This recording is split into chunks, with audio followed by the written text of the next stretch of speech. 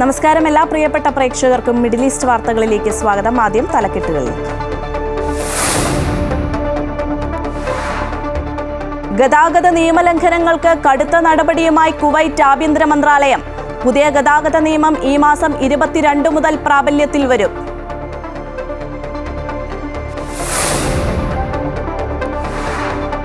വഖഫ് bill മുനമ്പത്തെ പ്രശ്നത്തിന് പരിഹാരമാകുമെന്ന ലോക്സഭയിൽ കേന്ദ്രമന്ത്രി കിരൺ റിജിജു.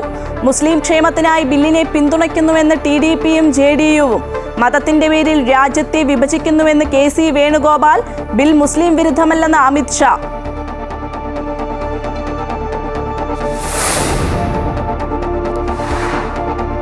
കേരളത്തിൽ ഭരണത്തുടർച്ച അനിവാര്യമെന്ന CPM രാഷ്ട്രീയ അവലോകന റിപ്പോർട്ട്. പാർട്ടി സംവിധാനങ്ങൾ ഒറ്റക്കെട്ടായി ശ്രമിക്കണമെന്ന് പ്രകാശ് കാരാട്ട്. ഇന്ത്യ സഖ്യത്തിന്റെ നിർജീവാവസ്ഥയ്ക്ക് കാരണം കോൺഗ്രസ് നിലപാടെന്നും വിമർശനം. വനിതകൾക്ക് പാർട്ടി പ്രോത്സാഹനം നൽകുന്നില്ല എന്ന് സംഘടനാ റിപ്പോർട്ടിൽ വിമർശനം.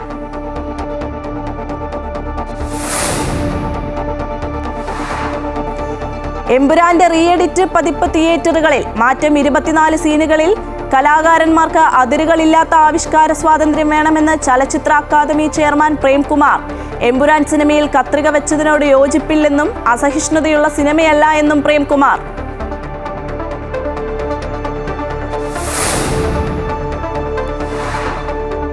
IPLൽ രാജസ്ഥാൻ റോയൽസിന്റെ വിക്കറ്റ് കീപ്പർ സ്ഥാനത്തേക്ക് സഞ്ജു സാംസൺ മടങ്ങിയെത്തും. കൈവിരലിനേറ്റ പരിക്ക് ഭേദമായതിനെ തുടർന്ന് സഞ്ജുവിന് കളിക്കാൻ BCCIയുടെ അനുമതി.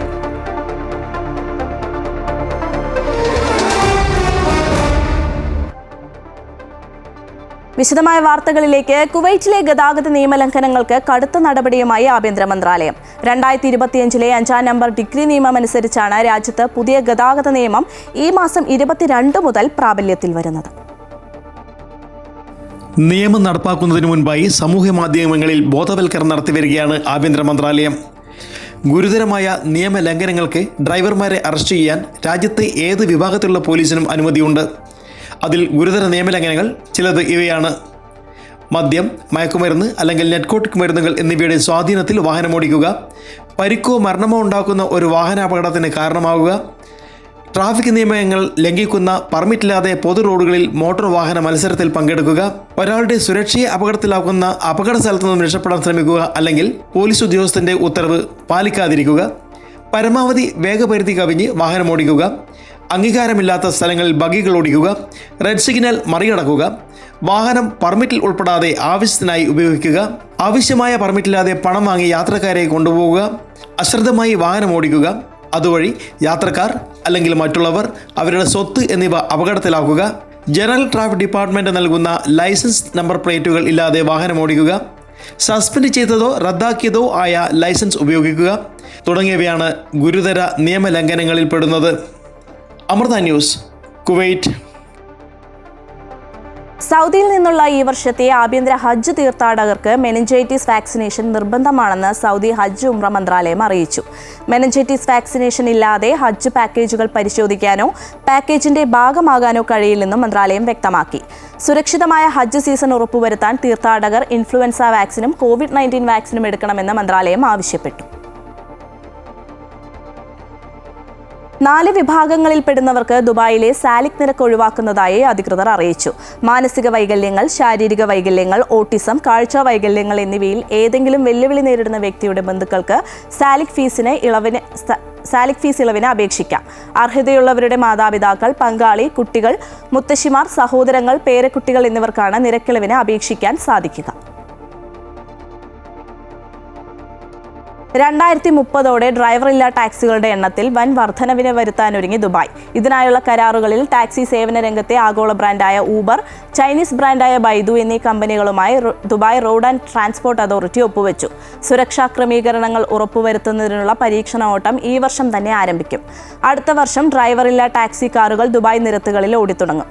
2030 എമിറേറ്റിലെ ആകെ ടാക്സികളുടെ 25% ഡ്രൈവറില്ലാ വാഹനങ്ങളാക്കുകയാണ് ദുബായ് RTAയുടെ ലക്ഷ്യം. റോബോ ടാക്സി കമ്പനിയായ വി-റൈഡ് ഊബറുമായി ചേർന്നും ചൈനീസ് നിർമ്മിത ബുദ്ധി കമ്പനിയായ ബൈദു, അപ്പോളോ ഗോ എന്ന പേരിലുമാകും ദുബായിൽ ഡ്രൈവറില്ലാ ടാക്സികൾ നിരത്തിലിറക്കുക. വഖഫ് നിയമ ഭേദഗതി ബില്ല് ലോക്സഭയിൽ അവതരിപ്പിച്ചു. പ്രതിപക്ഷ പ്രതിഷേധങ്ങൾക്കിടെ ന്യൂനപക്ഷ മന്ത്രി കിരൺ റിജിജുവാണ് ബില്ല് അവതരിപ്പിച്ചത്. നിയമത്തിന്റെ അടിസ്ഥാന സ്വഭാവത്തിൽ മാറ്റം വരുത്തിയിട്ടില്ലെന്നും നിയമം പ്രാബല്യത്തിൽ വരുന്നതോടെ രാജ്യത്തുടനീളമുള്ള വഖഫ് സ്വത്തുക്കളുടെ ഭരണവും മാനേജ്മെന്റും കാര്യക്ഷമമാകുമെന്നും മന്ത്രി കിരൺ റിജിജു പറഞ്ഞു. ബില്ല് അവതരിപ്പിക്കാൻ മന്ത്രിയെ ക്ഷണിച്ചപ്പോൾ തന്നെ പ്രതിപക്ഷം പ്രതിഷേധമുയർത്തി. ബില്ല് അവതരണത്തിൽ ക്രമപ്രശ്നം ഉന്നയിച്ചു. കേന്ദ്രം ബില്ല് അടിച്ചേൽപ്പിക്കുകയാണെന്ന് കോൺഗ്രസ് കുറ്റപ്പെടുത്തി. ഭേദഗതികളിലെ എതിർപ്പുകൾ പറയാൻ അനുവദിക്കണമെന്ന് കെ.സി. വേണുഗോപാൽ ആവശ്യപ്പെട്ടു. You are actually bulldozing the legislation, sir. This type of legislation bulldozing is not happening in this house, sir. യഥാർത്ഥ ബില്ലിൽ ചർച്ച നടന്നിട്ടില്ലെന്ന് എൻ കെ പ്രേമേന്ദ്രൻ പറഞ്ഞു. They have no right to make new provisions in the bill. It is beyond the powers of the Joint Parliamentary Committee. They have acted for which I am seeking a ruling from. Bill മന്ത്രിസഭ അംഗീകരിച്ചതാണെന്നും നിയമങ്ങളും ചട്ടങ്ങളും പാലിച്ചാണ് ഭേദഗതി bill തയ്യാറാക്കിയതെന്നും ആഭ്യന്തരമന്ത്രി അമിത്ഷാ പ്രതികരിച്ചു. भारत सरकार की cabinet ने इस बारे में एक बिल अप्रूव कर सदन के सामने रखा. आपके द्वारा ये बिल जॉइंट पार्लियामेंट्री कमेटी को दिया गया, जिसका विपक्ष का भी बड़ा आग्रह था. कमेटी ने इस पर सुविचारित रूप से अपना मत प्रकट किया. वो जो मत प्रकट हुआ वो मत फिर से कैबिनेट के सामने गया. നിയമം പ്രാബല്യത്തിൽ വരുന്നതോടെ രാജ്യത്തുടനീളമുള്ള വഖഫ് സ്വത്തുക്കളുടെ ഭരണവും മാനേജ്മെന്റും കാര്യക്ഷമമാകുമെന്ന് ബില്ല് അവതരിപ്പിച്ച മന്ത്രി കിരൺ റിജിജു പറഞ്ഞു. ഇക്കാര്യങ്ങളൊന്നും മനസ്സിലാക്കാതെയാണ് പ്രതിപക്ഷം ബില്ലിനെ എതിർക്കുന്നതെന്നും എതിർപ്പിന് യുക്തി വേണമെന്നും മന്ത്രി വ്യക്തമാക്കി. All the persons are equally entitled to freedom of conscience and the right freely to profess, practice and propagate religion. Sir, government किसी भी धार्मिक व्यवस्था को, किसी भी रिलीजियस इंस्टीट्यूशन कोई धार्मिक काम में हस्तक्षेप करने नहीं जा रहा है. ना ही वक्फ बोर्ड किसी धार्मिक स्थल की व्यवस्था में कोई भी तरीके से हाथ डालने का प्रावधान है. വഖഫ് സ്വത്തിൽ അവകാശമുന്നയിക്കാൻ രേഖ നിർബന്ധമാക്കുമെന്നതാണ് ബില്ലിലെ പ്രധാന വ്യവസ്ഥകളിലൊന്ന്.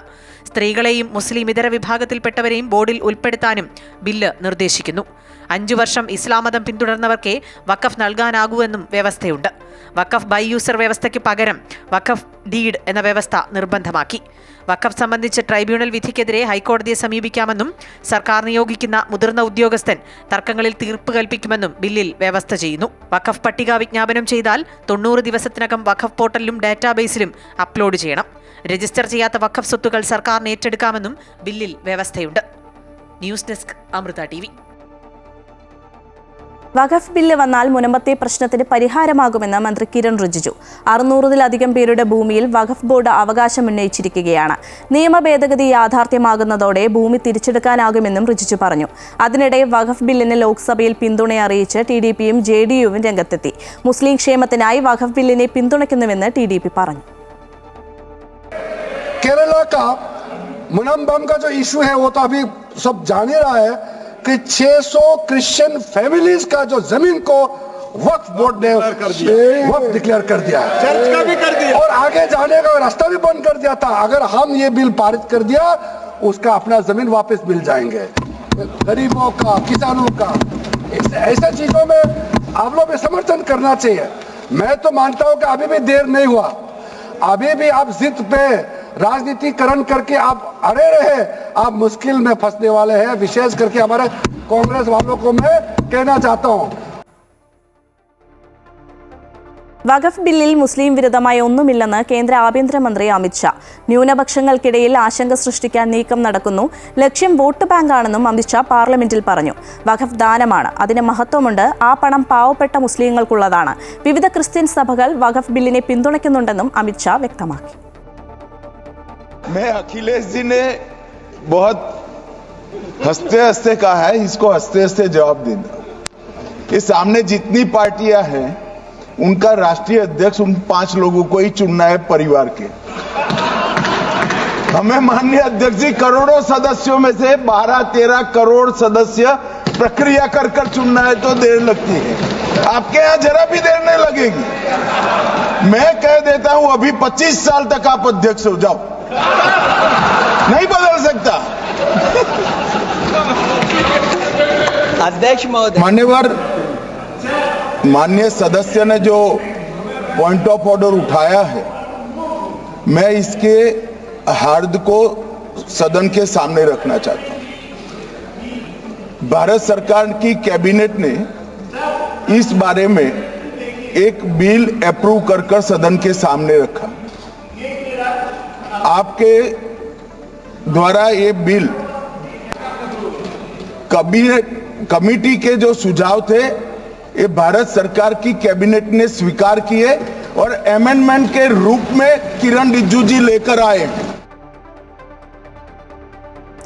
വഖഫ് ഭേദഗതി ബില്ലിന്മേലുള്ള ചർച്ചയിൽ ബി.ജെ.പിയെ പരിഹസിച്ച് സമാജ്വാദി പാർട്ടി അധ്യക്ഷൻ അഖിലേഷ് യാദവ്. ലോകത്തിലെ ഏറ്റവും വലിയ പാർട്ടിയെന്ന് അവകാശപ്പെടുന്ന ഒരു പാർട്ടിയുണ്ട്, അവർക്ക് സ്വന്തം ദേശീയ അധ്യക്ഷനെ പോലും തീരുമാനിക്കാൻ കഴിയുന്നില്ല എന്നായിരുന്നു അഖിലേഷിന്റെ പരാമർശം. माननीय सदस्य लोग ये कह रहे हैं कि हमारे सदस्य नहीं है यहाँ पर, जो हमारे साथी हैं। लेकिन अध्यक्ष महोदय, मैं ये कहना चाहता हूँ, ये जो बिल लाया जा रहा है, भारतीय जनता पार्टी में एक मुकाबला चल रहा है। भारतीय जनता पार्टी के अंदर मुकाबला चल रहा है कि खराब हिंदू कौन बड़ा है। और ये बात अध्यक्ष महोदय मैं ऐसे ही नहीं कह रहा हूं। जो पार्टी ये कहती हो कि दुनिया की सबसे बड़ी पार्टी है, अध्यक्ष महोदय वो अपना राष्ट्रीय अध्यक्ष नहीं चुन पाए अभी तक।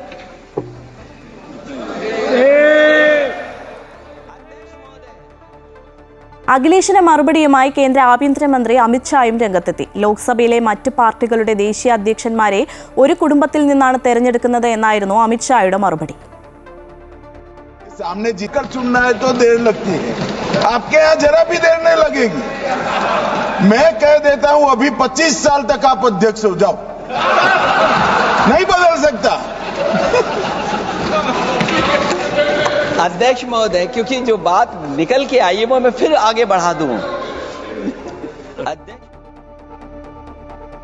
ബിൽ വഖഫിന്മേലുള്ള കടന്നുകയറ്റമെന്ന് കെ രാധാകൃഷ്ണൻ എം പി ലോക്സഭയിൽ. മതപരമായ കാര്യങ്ങളിൽ സർക്കാർ അതിക്രമിച്ചു കടക്കുന്നു, മുസ്ലിം സമുദായത്തിന്റെ അവകാശങ്ങൾ നിഷേധിക്കാൻ പാടില്ലെന്നും കെ രാധാകൃഷ്ണൻ എം പി പറഞ്ഞു. മുസ്ലിം സമൂഹത്തിന് അവരുടെ മതപരമായിട്ടുള്ള കാര്യങ്ങൾ നിർവഹിക്കുന്നതിനുള്ള അവകാശമുണ്ടാകും. അത് നിഷേധിക്കുന്ന സമീപനം സ്വീകരിക്കാൻ പാടില്ല. എന്തുകൊണ്ടാണ് ഈ സമീപനം സ്വീകരിക്കുന്നതെന്ന് നാം പരിശോധിക്കേണ്ടതാണ്. വഖഫ് ബോർഡുകളിലെ അമുസ്ലിമുകളെ ഉൾപ്പെടുത്തുന്നത് മുസ്ലിം സമൂഹത്തിൻ്റെ മതപരമായ സ്വയംഭരണത്തിലുള്ള നേരിട്ടുള്ള കടന്നാക്രമണമാണ്. ഇത് മറ്റ് സമൂഹത്തോട് അല്ലെങ്കിൽ മറ്റ് മതങ്ങളോട് ഈ സമീപനം സ്വീകരിക്കാൻ തയ്യാറാകും. I just start.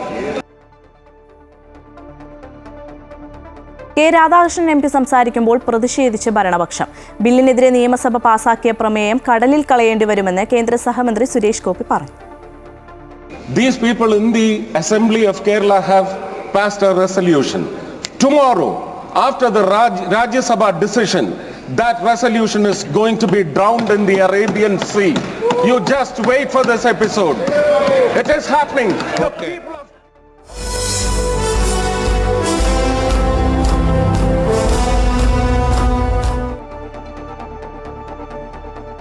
കേരളത്തിൽ ഭരണത്തുടർച്ച അനിവാര്യമെന്ന് രാഷ്ട്രീയ അവലോകന റിപ്പോർട്ട് അവതരിപ്പിച്ചുകൊണ്ട് പ്രകാശ് കാരാട്ട്. ഭരണത്തുടർച്ച ഉണ്ടാകേണ്ടത് ദേശീയ തലത്തിലെ വളർച്ചയ്ക്ക് പ്രധാനമാണ്. പാർട്ടി സംവിധാനങ്ങൾ ഒറ്റക്കെട്ടായി ഇതിനായി ശ്രമിക്കണമെന്നും കാരാട്ട് പറഞ്ഞു. വനിതകൾക്ക് പാർട്ടി പ്രോത്സാഹനം നൽകുന്നില്ലെന്ന് സംഘടനാ റിപ്പോർട്ട്. സ്ത്രീകളുടെ പ്രവർത്തനങ്ങൾ വില കുറച്ച് കാണുന്നുവെന്നും നേതൃസ്ഥാനത്തേക്ക് സ്ത്രീകളെ കൊണ്ടുവരുന്നത് എല്ലാ തലങ്ങളിലും കുറവെന്നും സംഘടനാ റിപ്പോർട്ടിൽ പറയുന്നു. അതേസമയം ഇന്ത്യ സഖ്യത്തിന്റെ നിർജീവാവസ്ഥയ്ക്ക് കാരണം കോൺഗ്രസ് നിലപാടെന്നും CPM വിമർശിക്കുന്നു. CPM 24ാം പാർട്ടി കോൺഗ്രസിന് മധുരയിൽ ആവേശോജ്വല തുടക്കം. മുതിർന്ന നേതാവ് ബിമൻ ബസു പതാക ഉയർത്തിയ സമ്മേളനം polit bureau coordinator Prakash Karat ഉദ്ഘാടനം ചെയ്തു. തെരഞ്ഞെടുപ്പിലൂടെ മാത്രം BJPയെ നേരിടാൻ കഴിയില്ലെന്നും മതേതര ശക്തികൾ ഒന്നിച്ചു നിൽക്കണമെന്നും പ്രകാശ് കാരാട്ട് പറഞ്ഞു. രാഷ്ട്രീയ നയരൂപീകരണത്തിനൊപ്പം പുതിയ ജനറൽ സെക്രട്ടറിയെ കണ്ടെത്തുക കൂടിയാണ് പാർട്ടി കോൺഗ്രസിന്റെ അജണ്ട. 1972 ശേഷം സമ്മേളനത്തിന് വേദിയാകുന്ന മധുര പാർട്ടി കോൺഗ്രസിനെ അക്ഷരാർത്ഥത്തിൽ ഏറ്റെടുത്തു. 80 നിരീക്ഷകർ ഉൾപ്പെടെ 881 പേരാണ് സമ്മേളനത്തിൽ പങ്കെടുക്കുന്നത്. പ്രതിനിധി സമ്മേളനം നടക്കുന്ന സീതാറാം യെച്ചൂരി നഗറിൽ മുതിർന്ന CPM നേതാവ് ബിമൻ ബസു പതാക ഉയർത്തിയതോടെ സമ്മേളനത്തിന് ഔദ്യോഗിക തുടക്കം. കോടിയേരി ബാലകൃഷ്ണന്റെ പേരിലുള്ള സമ്മേളന ഹാളിൽ polit bureau coordinator Prakash Karat സമ്മേളനം ഉദ്ഘാടനം ചെയ്തു.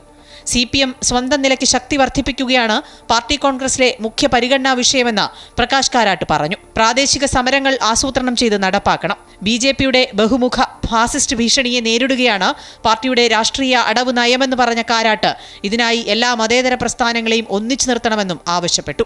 Because the LDF government has sought to implement alternative policies, it is facing hostility and discrimination by the union government. The ongoing struggle in defense of federalism and states' rights by the LDF and the people of Kerala is an important part of the All India fight in defense of federalism and against authoritarianism. CPI, CPML, forward block ഉൾപ്പെടെയുള്ള ഇടതു party നേതാക്കൾ ഉദ്ഘാടന സമ്മേളനത്തിൽ പങ്കെടുത്തു. പുതിയ party general സെക്രട്ടറിയായി ആര് വരും എന്നുള്ളതാണ് സമ്മേളനത്തെ ശ്രദ്ധേയമാക്കുന്നത്. EMSനു ശേഷം കേരളത്തിൽ നിന്നൊരു പാർട്ടി സെക്രട്ടറി എന്ന നിലയ്ക്ക് MA ബേബിയുടെ പേര് പ്രധാനമായും പരിഗണിക്കുന്നുണ്ട്. ഇക്കാര്യത്തിൽ പാർട്ടി നിലപാടിനപ്പുറത്തേക്ക് മുഖ്യമന്ത്രിയുടെ നിലപാട് നിർണായകമാണ്. സുഭാഷിണി അലി, ബൃന്ദ കാരാട്ട്, മാണിക് സർക്കാർ ഉൾപ്പെടെയുള്ള പ്രധാന നേതാക്കൾ പ്രായപരിധിയുടെ അടിസ്ഥാനത്തിൽ നേതൃത്വത്തിൽ നിന്ന് ഒഴിവാകും. കേരളത്തിൽ നിന്ന് ആരൊക്കെ കേന്ദ്ര കമ്മിറ്റിയിലേക്ക് എത്തും എന്നതും പ്രധാനമാണ്. അമൃത ന്യൂസ്, മധുര. ആശാപ്രവർത്തകർക്കിടയിൽ സ്വാധീനം കുറവ് എന്ന് CPM സംഘടനാ റിപ്പോർട്ട്. പാർട്ടിയെ എതിർക്കുന്നവരുമായി ആശാവർക്കർമാർ ചേർന്ന് നിൽക്കുന്നതിൽ കേരളത്തിന്റെ പേര് പറയാതെ വിമർശനം. SFIക്കും വിമർശനം. പാർട്ടിയിലേക്ക് യുവാക്കളെ ആകർഷിക്കാൻ കഴിയുന്നില്ലെന്ന് CPM സംഘടനാ റിപ്പോർട്ട് പറയുന്നു. സെക്രട്ടേറിയറ്റിന് മുന്നിലെ ആശമാരുടെ സമരത്തെ സംസ്ഥാന നേതൃത്വവും അവഗണിക്കുന്നുവെങ്കിലും CPM കേന്ദ്ര നേതൃത്വം വളരെ ഗൗരവത്തോടെയാണ് വിഷയത്തെ കാണുന്നത്. പാർട്ടി കോൺഗ്രസിന്റെ ഭാഗമായുള്ള സംഘടനാ റിപ്പോർട്ടിൽ ആശാവർക്കർമാരുടെ പ്രശ്നങ്ങളെ അവഗണിച്ചതിലുള്ള മറുപടി കൃത്യമായുണ്ട്. ആശാപ്രവർത്തകർക്കിടയിൽ സ്വാധീനം കുറവ് എന്ന സംഘടനാ റിപ്പോർട്ട് പറയുന്നു. ഇവർക്കായി തൊഴിലാളി യൂണിയനുകൾ ഉണ്ടാക്കിയിട്ടുണ്ടെങ്കിലും പാർട്ടിയെ എതിർക്കുന്നവരുമായി ആശാവർക്കർമാർ ചേർന്ന് നിൽക്കുന്നു എന്നാണ് വിമർശനം. പാർട്ടിക്ക് ശക്തിയുള്ള സംസ്ഥാനങ്ങളിൽ പോലും ഇക്കാര്യത്തിൽ ശ്രദ്ധ ചെലുത്തേണ്ടതുണ്ടെന്നാണ് കേരളത്തിന്റെ പേര് പറയാതെ സംഘടനാ റിപ്പോർട്ട് ചൂണ്ടിക്കാട്ടുന്നത്. സാധാരണക്കാരെയും കർഷക തൊഴിലാളികളെയും പാർട്ടിക്ക് ആകർഷിക്കാൻ കഴിയാത്തതിൽ ആത്മപരിശോധന നടത്തണമെന്ന് CPM സംഘടനാ റിപ്പോർട്ട് വ്യക്തമാക്കുന്നു. SFIക്കെതിരെയും സംഘടനാ റിപ്പോർട്ടിൽ വിമർശനമുണ്ട്. കേരളത്തിൽ മികച്ച രീതിയിൽ പ്രവർത്തിക്കുമ്പോഴും തെറ്റായ പ്രവണതകൾ SFIയിലുണ്ടെന്ന് CPM സംഘടനാ റിപ്പോർട്ട് കുറ്റപ്പെടുത്തുന്നു. വിഭാഗീയതാ പ്രശ്നങ്ങൾ താഴെത്തട്ട് മുതൽ ഉണ്ടെന്ന് സംഘടനാ റിപ്പോർട്ട് അംഗീകരിക്കുന്നുണ്ട്. അതുകൊണ്ട് തന്നെ പ്രാദേശിക ഘടകങ്ങളിലെ പ്രശ്നങ്ങൾ പരിഹരിക്കാൻ മേൽഘടകങ്ങൾ ഇടപെടണം. കീഴ്ഘടകങ്ങളിലെ നേതാക്കൾക്ക് കൃത്യമായ പരിശീലനം നൽകണം. പാർട്ടിയിലേക്ക് യുവാക്കളെ ആകർഷിക്കാൻ കഴിയുന്നില്ലെന്നാണ് മറ്റൊരു പ്രധാന വിമർശനം. പാർട്ടി അംഗങ്ങളുടെ നിലവാരം മെച്ചപ്പെടുത്തണമെന്നും 5 കാര്യങ്ങൾ കൃത്യമായി പരിശോധിച്ച് മാത്രമേ പാർട്ടി അംഗത്വം നൽകാവൂ എന്നും നിർദ്ദേശം നൽകുന്നു. പോളിറ്റ് ബ്യൂറോ അംഗങ്ങളുടെ പ്രവർത്തനങ്ങൾ മെച്ചപ്പെടുത്തണമെന്നും ഓരോ വർഷം കൂടുമ്പോഴും നേതാക്കളുടെ പ്രവർത്തനങ്ങൾ വിലയിരുത്തണമെന്നും റിപ്പോർട്ടിൽ പരാമർശിക്കുന്നു. ഏതായാലും സംഘടനാ സംവിധാനങ്ങൾ മെച്ചപ്പെടുത്തണമെന്ന് തന്നെയാണ് സംഘടനാ റിപ്പോർട്ടിൽ പ്രധാനമായി പറയുന്നത്. അമൃത ന്യൂസ്, മധുര. 24 കട്ടുകളുമായി എമ്പുരാന്റെ റീ എഡിറ്റഡ് പതിപ്പ് തിയേറ്ററുകളിൽ പ്രദർശനം തുടങ്ങി. തിരുവനന്തപുരം ആർടെക് മാളിൽ ഇന്നലെ രാത്രിയായിരുന്നു ആദ്യ പ്രദർശനം. സെൻസറിംഗ് നടപടികൾ വേഗത്തിൽ പൂർത്തീകരിച്ചതിന് പിന്നാലെയാണ് ഇന്ന് രാവിലെ മുതൽ കൂടുതൽ തിയേറ്ററുകളിൽ പ്രദർശനം തുടങ്ങിയത്. ചിത്രം റീ എഡിറ്റിംഗിന് വിധേയമാക്കിയതിനെ ചലച്ചിത്ര അക്കാദമി ചെയർമാൻ പ്രേംകുമാർ വിമർശിച്ചു. സെൻസറിംഗ് കഴിഞ്ഞ സിനിമയ്ക്ക് വീണ്ടും കത്രിക വെച്ചതിനോട് യോജിപ്പില്ലെന്നും പ്രേംകുമാർ പറഞ്ഞു. സ്ത്രീകൾക്കെതിരായ അക്രമം, കലാപദൃശ്യങ്ങൾ തുടങ്ങിയവ പരാമർശിക്കുന്ന ചിത്രത്തിനെതിരെ വിവിധ കോണുകളിൽ നിന്ന് വിമർശനങ്ങളുമായി പ്രമുഖരടക്കമുള്ളവർ രംഗത്ത് വന്നതോടെയാണ് ചിത്രത്തിൽ മാറ്റങ്ങൾ വരുത്താൻ അണിയറ പ്രവർത്തകർ നിർബന്ധിതരായത്. പ്രധാന വില്ലന്റെ പേര് ബജറംഗിൽ നിന്ന് ബൽദേവ് എന്ന് മാറ്റിയ അണിയറക്കാർ നന്ദി പ്രകാശിപ്പിക്കുന്ന കാർഡിൽ നിന്ന് കേന്ദ്രമന്ത്രി സുരേഷ് ഗോപിയുടെ പേരും മാറ്റിയിരുന്നു. NIA കുറിച്ച് പറയുന്ന ഭാഗവും മ്യൂട്ട് ചെയ്തു. 2 മിനിറ്റ് 8 സെക്കൻഡ് ഭാഗമാണ് ചിത്രത്തിൽ നിന്ന് നീക്കം ചെയ്തത്. വളരെ വേഗത്തിൽ സെൻസറിംഗ് നടപടികൾ പൂർത്തിയാക്കിയാണ് 24 കട്ടുകളുമായി എമ്പുരാന്റെ റീ എഡിറ്റഡ് പതിപ്പ് തിയേറ്ററുകളിൽ പ്രദർശനം നടത്തുന്നത്. തിരുവനന്തപുരം ആർടെക് മാളിൽ ഇന്നലെ രാത്രിയായിരുന്നു ആദ്യ പ്രദർശനം. അതിരുകളില്ലാത്ത ആവിഷ്കാര സ്വാതന്ത്ര്യമാണ് കലാകാരന്മാർക്ക് വേണ്ടതെന്നും ചിത്രത്തിന് വീണ്ടും കത്രിക വെച്ചതിനോട് യോജിപ്പില്ലെന്നും ചലച്ചിത്ര അക്കാദമി ചെയർമാൻ പ്രേംകുമാർ പ്രതികരിച്ചു. എനിക്ക് വ്യക്തിപരമായിട്ട് ഈ സെൻസറിംഗ് സംവിധാനങ്ങളോട് അനുഭാവമുള്ള ഒരാളല്ല ഞാൻ. ഈ സെൻസർ ബോർഡിന്റെ ഒരു രാഷ്ട്രീയമൊക്കെ പൊതുസമൂഹത്തിനും അറിയാവുന്ന കാര്യങ്ങളാണ്. അതിനകത്ത് ഉള്ളത് ആരൊക്കെയാണ്, അവരുടെ ഒരു രാഷ്ട്രീയ നയങ്ങൾ എന്തൊക്കെയാണെന്നൊക്കെയുള്ള എല്ലാവർക്കും അറിയാം. അവരുടെ നിർദ്ദേശങ്ങൾക്കൊക്കെ അനുസൃതമായിട്ടാണ് ഒരു പ്രദർശന അനുമതി സെൻസർ ബോർഡ് നൽകുന്നത്. അപ്പോൾ എന്താണ് പെട്ടെന്ന് ഇങ്ങനെ ഒരു പ്രകോപനം അവർക്കുണ്ടായത് എന്നുള്ളത് അത് അതിനകത്തൊക്കെ ചില രാഷ്ട്രീയമുണ്ടാകാം. അതേസമയം മോഹൻലാലിന്റെ ഖേദപ്രകടന പോസ്റ്റ് ഷെയർ ചെയ്യാനോ പ്രതികരിക്കാനോ ചിത്രത്തിന്റെ തിരക്കഥാകൃത്ത് ഇതുവരെ തയ്യാറായിട്ടില്ല. റീ എഡിറ്റിംഗ് ആരുടെയും സമ്മതപ്രകാരമല്ലെന്ന് കാണിച്ച് നിർമ്മാതാവ് ആന്റണി പെരുമ്പാവൂർ അവകാശവാദം ഉന്നയിച്ച് രംഗത്തെത്തുകയും ചെയ്തു. അമൃത ന്യൂസ്, തിരുവനന്തപുരം. അനുമതിയില്ലാതെ അധ്യാപികയുടെ ഫോട്ടോ സിനിമയിൽ ഉൾപ്പെടുത്തിയതിന് നിർമ്മാതാവ് ആന്റണി പെരുമ്പാവൂർ അടക്കമുള്ള സിനിമാ പ്രവർത്തകർ നഷ്ടപരിഹാരം നൽകണമെന്ന് കോടതി. ചാലക്കുടി മുൻസിഫ് കോടതിയാണ് ഉത്തരവ് പുറപ്പെടുവിച്ചത്. 2016 പുറത്തിറങ്ങിയ ഒപ്പം എന്ന ചിത്രത്തിൽ കാടുകുറ്റി സ്വദേശിനി പ്രിൻസി ഫ്രാൻസിസ് എന്നയാളുടെ ഫോട്ടോ അനുവാദമില്ലാതെ ഉപയോഗിച്ചുവെന്നാണ് കേസ്. ചാലക്കുടി മുൻസിഫ് കോടതിയാണ് ഉത്തരവ് പുറപ്പെടുവിച്ചത്. കാടുകുറ്റി വട്ടോളി സജി ജോസഫിന്റെ ഭാര്യയും കൊടുങ്ങല്ലൂർ അസ്മാബി കോളേജ് അധ്യാപികയുമായ പ്രിൻസി ഫ്രാൻസിസിനാണ് നഷ്ടപരിഹാരവും കോടതി ചെലവുമടക്കം 1,68,000 രൂപ നൽകണമെന്ന് കോടതി ഉത്തരവ് പുറപ്പെടുവിച്ചത്. ആന്റണി പെരുമ്പാവൂർ നിർമ്മിച്ച് പ്രിയദർശൻ സംവിധാനം ചെയ്ത് 2016 പുറത്തിറങ്ങിയ ചിത്രമാണ് ഒപ്പം. ഈ സിനിമയിലാണ് പ്രിൻസി ഫ്രാൻസിസിന്റെ ഫോട്ടോ അനുമതിയില്ലാതെ ഉൾപ്പെടുത്തിയത്. സിനിമയിൽ നിന്ന് ഈ ഭാഗം ഒഴിവാക്കണമെന്നാവശ്യപ്പെട്ടെങ്കിലും സിനിമാ പ്രവർത്തകർ നിഷേധിച്ചു. ഇപ്പോഴും സിനിമയിൽ നിന്ന് ഈ ഫോട്ടോ ഒഴിവാക്കിയിട്ടില്ല. അസിസ്റ്റന്റ് ഡയറക്ടർ മോഹൻദാസിനെയും കേസിൽ ഉൾപ്പെടുത്തിയിരുന്നു. 8 വർഷമായി നിയമ പോരാട്ടം നടത്തിയാണ് നീതി ലഭിച്ചതെന്നും സാധാരണക്കാരായ സ്ത്രീകൾക്കായാണ് നിയമ നടപടിക്ക് മുന്നിട്ടിറങ്ങിയതെന്നും പ്രിൻസി ഫ്രാൻസിസ് പറഞ്ഞു. ഒരു സ്ത്രീ എത്രമാത്രം പൊരുതാനായിട്ട് സാധിക്കും? 1-2 ലക്ഷം രൂപ ചെലവാക്കി 8 വർഷം ഇതിന്റെ പിന്നാലെ നിന്നിട്ടാണ് നമുക്കൊരു വിധി വരുന്നത്. ഇത് മാറേണ്ട സാഹചര്യമില്ലേ? ജോലിയുള്ള സ്ത്രീയാണെങ്കിലും വീട്ടമ്മയാണെങ്കിലും എല്ലാവർക്കും അവരവരുടേതായ സെൽഫ് റെസ്പെക്റ്റും ഡിഗ്നിറ്റി ഉള്ളതാണ്. അപ്പോൾ അവർക്കൊരു ബുദ്ധിമുട്ട് വന്നാൽ കേസിന് പോയാൽ 7, 8, 10 സ്വാധീനമുള്ളതിനനുസരിച്ച് എത്ര വർഷം വേണമെങ്കിലും ഇത് നീട്ടിക്കൊണ്ടുപോകാനായിട്ട് സാധിക്കുമെന്നാണ് എൻ്റെ ഈ ഒരു കേസിന്റെ ഒരു എക്സ്പീരിയൻസിൽ നിന്ന് എനിക്ക് മനസ്സിലായിട്ടുള്ളത്. സിനിമയുടെ 29-ാം മിനിറ്റിൽ പോലീസ് ക്രൈം ഫയൽ മറിക്കുമ്പോൾ ക്രൂരമായി കൊല്ലപ്പെട്ട യുവതിയുടെ ഫോട്ടോ എന്ന നിലയിലാണ് പ്രിൻസി ഫ്രാൻസിസിന്റെ ഫോട്ടോ ഉപയോഗിച്ചത്. അനുമതിയില്ലാതെ ഉപയോഗിച്ചത് മാനസിക വിഷമത്തിന് കാരണമായെന്ന് കാണിച്ച കൊരട്ടി പോലീസിൽ പരാതി നൽകിയെങ്കിലും കേസെടുത്തിരുന്നില്ലെന്നും പ്രിൻസി ഫ്രാൻസിസ് പറയുന്നു. അമൃത ന്യൂസ്, തൃശൂർ. ദുബായിലെ പ്രായമായ എമിറാത്തി പൗരന്മാർക്ക് ഈദ് ദിനത്തിൽ അപ്രതീക്ഷിത സന്തോഷം നൽകി ദുബായ് താമസ കുടിയേറ്റകാര്യ വകുപ്പ്.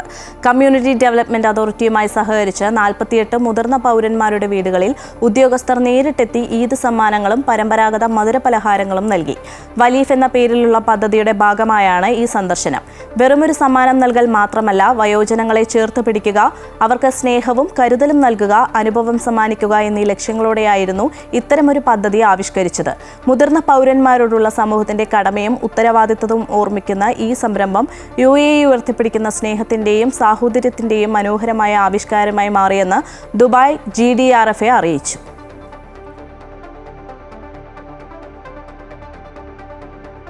കുവൈറ്റിൽ വേനൽക്കാലം ആരംഭിക്കുന്നതിന് മുമ്പ് തന്നെ വൈദ്യുതി പ്രതിസന്ധി. രാജ്യത്തെ 3 പ്രധാന കാർഷിക മേഖലകളിലും 5 വ്യവസായ മേഖലകളിലുമായി 8 ഇടങ്ങളിൽ ഭാഗികമായി പവർ കട്ട് ഏർപ്പെടുത്തി.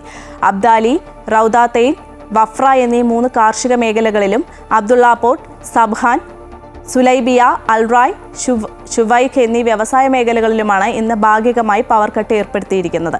രാജ്യത്തെ പള്ളികളിൽ ജലവൈദ്യുതി ഉപയോഗം കുറയ്ക്കുവാൻ ആവശ്യമായ മുൻകരുതൽ നടപടികൾ സ്വീകരിക്കുവാൻ മതകാര്യ മന്ത്രാലയം ഇമാംമാർക്ക് നിർദ്ദേശം നൽകി. കുവൈറ്റ് ഭൂകമ്പങ്ങളിൽ നിന്ന് മുക്തമല്ലെന്നും തയ്യാറെടുപ്പ് പ്രധാനമാണെന്നും വിദഗ്ധർ. മാർച്ച് 31 രാത്രി 11:42 സൗദി അറേബ്യയുടെ കിഴക്കൻ ഭാഗത്ത് കുവൈത്തിൽ നിന്ന് 250 കിലോമീറ്റർ അകലെ ഉണ്ടായ ഭൂകമ്പം തെക്കൻ അറേബ്യൻ ഗൾഫ് മേഖലകളിൽ അടുത്തടുത്തായി ഒരേ ശക്തിയിൽ ഉണ്ടായ 3ാമത്തെ ഭൂകമ്പമാണെന്ന് ഭൂകമ്പ ശാസ്ത്രജ്ഞർ ഡോക്ടർ ഫെറിയൽ ബുർബായി പറഞ്ഞു. ഏറ്റവും പുതിയ ഭൂകമ്പം 10 കിലോമീറ്റർ ആഴത്തിൽ 100 കിലോമീറ്റർ ചുറ്റളവിൽ ഏകദേശം 9 കിലോമീറ്റർ അകലെയാണ് സ്ഥിതി ചെയ്യുന്നതെന്നും ബുർബായി വെളിപ്പെടുത്തി. കുവൈറ്റിൽ ശക്തമായ ഭൂകമ്പങ്ങൾ ഉണ്ടാകാനുള്ള സാധ്യതയെക്കുറിച്ചും കുവൈറ്റിലെ നിരീക്ഷണ ഉപകരണങ്ങൾ അവ കണ്ടെത്താൻ കഴിയുമോ എന്ന പ്രവചനം അസാധ്യമാണെന്നും എന്നാൽ സംഭവിക്കുമ്പോൾ അപകട സാധ്യതകൾ കുറയ്ക്കാൻ സാധിക്കുന്നുമെന്നും ബുർബായി കൂട്ടിച്ചേർത്തു. കുവൈറ്റിൽ മൈതാൻ ഹവല്ലിയിൽ ഇന്ത്യൻ യുവതി കൊല്ലപ്പെട്ട സംഭവത്തിൽ ഇന്ത്യക്കാരൻ അറസ്റ്റിലായി. ഓപ്പറേഷൻസ് റൂമിൽ ലഭിച്ച വിവരത്തെ തുടർന്നാണ് മന്ത്രാലയം അന്വേഷണം ആരംഭിച്ചത്. അന്വേഷണത്തിൽ പ്രതി ഇന്ത്യക്കാരനാണെന്നും കണ്ടെത്തി. മൂർച്ചയുള്ള ആയുധം ഉപയോഗിച്ചായിരുന്നു കൊലപാതകം നടത്തിയത്. ഇയാൾക്കെതിരെ കൊലപാതക കുറ്റത്തിന് കേസ് രജിസ്റ്റർ ചെയ്ത് അന്വേഷണം ആരംഭിച്ചു. കൊലപാതകത്തിനിരയായ യുവതിയും പ്രതിയും ഏത് സംസ്ഥാനത്ത് നിന്നുള്ളവരാണെന്ന് അധികൃതർ വ്യക്തമാക്കിയിട്ടില്ല.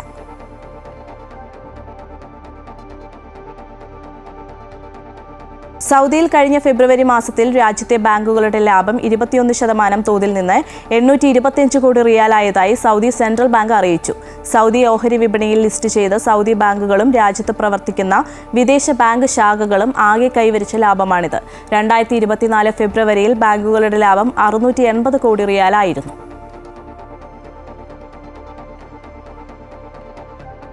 ഇശൽ മക്ക കമ്മിറ്റി മർഹബ ഈദ് എന്ന പേരിൽ മക്കയിൽ സംഘടിപ്പിച്ച ഈദ് പ്രോഗ്രാം മക്കയിലെ പ്രവാസി മലയാളി സമൂഹത്തിന്റെ പെരുന്നാൾ ഒത്തുചേരലിന്റെ വേദിയായി.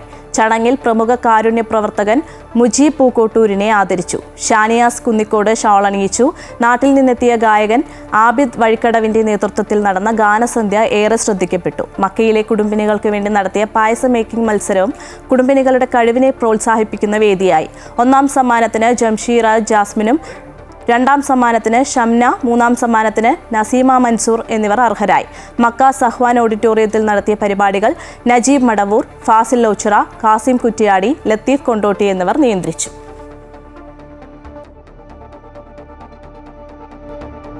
Amrita research and innovation symposium for excellency arise 2025 തുടക്കമായി.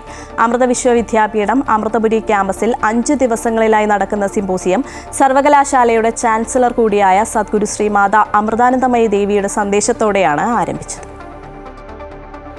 നെറ്റാപ്പ് വൈസ് പ്രസിഡന്റും മാനേജിംഗ് ഡയറക്ടറുമായ Vasanthi Ramesh, university of Minnesota research and innovation വിഭാഗം vice president doctor Shashank Priya എന്നിവർ മുഖ്യാതിഥികളായ ചടങ്ങിൽ സ്റ്റേറ്റ് യൂണിവേഴ്സിറ്റി ഓഫ് അരിസോണയിലെ professor doctor MK Arunachalam, Case Western യൂണിവേഴ്സിറ്റിയിൽ നിന്നുള്ള doctor Vipin Chaudhary, Amrita Vishwa Vidyapeetham president Swami Amrita Swarupanandapuri, vice chancellor doctor Venkat Rangan, provost doctor Maneesha V Ramesh, doctor Geetha Kumar എന്നിവർ സംസാരിച്ചു. പുതിയ കാലഘട്ടത്തിനാവശ്യമായ നൂതനാശയങ്ങൾ ചർച്ച ചെയ്യുന്നതിനും സർവകലാശാലയിലെ ഗവേഷകർക്ക് പരിശീലനം നൽകുന്നതിനുമായി സംഘടിപ്പിക്കുന്ന സിംബോസിയത്തിൽ അമൃത വിശ്വവിദ്യാപീഠത്തിലെ ഗവേഷകർക്ക് പുറമെ വിവിധ രാജ്യങ്ങളിൽ നിന്നുള്ള അക്കാദമിക രംഗത്തെ വിദഗ്ധരും ഗവേഷകരും ബഹുരാഷ്ട്ര കമ്പനികളുടെ പ്രതിനിധികളും പങ്കെടുക്കും. വിവിധ രാജ്യങ്ങളിൽ നിന്നായി 75ഓളം പ്രഭാഷകർ പങ്കെടുക്കുന്ന സിംബോസിയത്തിന്റെ ഭാഗമായി പ്രഭാഷണ പരമ്പരകൾ, ശില്പശാലകൾ, അക്കാദമിക പ്രദർശനങ്ങൾ, ഗ്രൂപ്പ് ചർച്ചകൾ, പരിശീലന പരിപാടികൾ എന്നിവയും നടക്കും. 3ാം ദിവസമായ ഏപ്രിൽ 4-ന് മാതാ അമൃതാനന്ദമയി മഠത്തിൽ നടക്കുന്ന ചടങ്ങിൽ അമൃത വിശ്വവിദ്യാപീഠത്തിലെ വിവിധ നേട്ടങ്ങൾ കൈവരിച്ച ഗവേഷകരെ ആദരിക്കും. 15-ലധികം മേഖലകളിലായി മികച്ച നേട്ടം കൈവരിച്ച ഗവേഷകരെയാണ് സദ്ഗുരു മാതാ അമൃതാനന്ദമയി ദേവി പങ്കെടുക്കുന്ന ചടങ്ങിൽ അനുമോദിക്കുന്നത്. സ്റ്റാൻഫോർഡ് സർവകലാശാല തിരഞ്ഞെടുത്ത ലോകത്തിലെ മികച്ച 2% ശാസ്ത്രജ്ഞന്മാരുടെ പട്ടികയിൽ ഉൾപ്പെട്ടിട്ടുള്ള അമൃത സർവകലാശാലയിലെ അധ്യാപകരെയും ഗവേഷകരെയും ചടങ്ങിൽ അനുമോദിക്കും. സർവകലാശാലയിലെ 27 പേരാണ് ഈ വർഷത്തെ സ്റ്റാൻഫോർഡ് സർവകലാശാലയുടെ പട്ടികയിൽ ഉൾപ്പെട്ടിട്ടുള്ളത്. അമൃത ന്യൂസ്, കൊല്ലം. വിശ്വകർമ്മ നവോത്ഥാൻ ഫൗണ്ടേഷന്റെ സംസ്ഥാന പ്രവർത്തക സമ്മേളനവും വനിതകളുടെ നൈപുണ്യ വികസനത്തിനായി ആരംഭിച്ചിട്ടുള്ള വിശ്വാമൃത പ്രൊജക്ടിന്റെ സർട്ടിഫിക്കറ്റ് വിതരണവും നടന്നു. കൊല്ലം പുനലൂരിൽ നടന്ന ചടങ്ങ് മാതാ അമൃതാനന്ദമയി മഠം ബ്രഹ്മചാരി ആദിദേവാമൃത ചൈതന്യ ഉദ്ഘാടനം ചെയ്തു. അമൃത വിശ്വവിദ്യാലയവും വിശ്വകർമ്മ നവോത്ഥാൻ ഫൗണ്ടേഷനുമായി ചേർന്നാണ് വിശ്വാമൃത് പദ്ധതി നടത്തുന്നത്. വിശ്വകർമ്മ നവോത്ഥാൻ ഫൗണ്ടേഷൻ ദേശീയ ചെയർമാൻ VS ജയപ്രകാശ് ആചാര്യ അധ്യക്ഷത വഹിച്ച ചടങ്ങിൽ നിരവധി പേർ പങ്കെടുത്തു. വിശ്വാമൃത് പ്രൊജക്ടിന്റെ സർട്ടിഫിക്കറ്റ് വിതരണം ബ്രഹ്മചാരി ആദിദേവാമൃത ചൈതന്യ നിർവഹിച്ചു.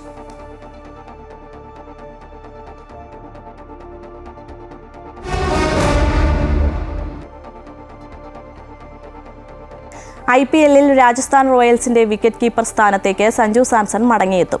കൈവിരലിനേറ്റ പരിക്ക് ഭേദമായതിനെ തുടർന്നാണ് തീരുമാനം. ബംഗളൂരുവിലെ സെന്റർ ഓഫ് എക്സലൻസിൽ നടത്തിയ പരിശോധനകൾക്കൊടുവിലാണ് സഞ്ജുവിന് BCCIയുടെ അനുമതി ലഭിച്ചത്. വിക്കറ്റ് കീപ്പറിനൊപ്പം ടീമിന്റെ നായക പദവിയും സഞ്ജു ഏറ്റെടുക്കും. കൈവിരലിനേറ്റ പരിക്ക് കാരണം കഴിഞ്ഞ 3 മത്സരങ്ങളിലും ബാറ്ററായി മാത്രമാണ് സഞ്ജു കളിച്ചത്. സഞ്ജുവിന്റെ അഭാവത്തിൽ യുവതാരം റിയാൻ പരാഗായിരുന്നു ടീമിനെ നയിച്ചത്. അതേസമയം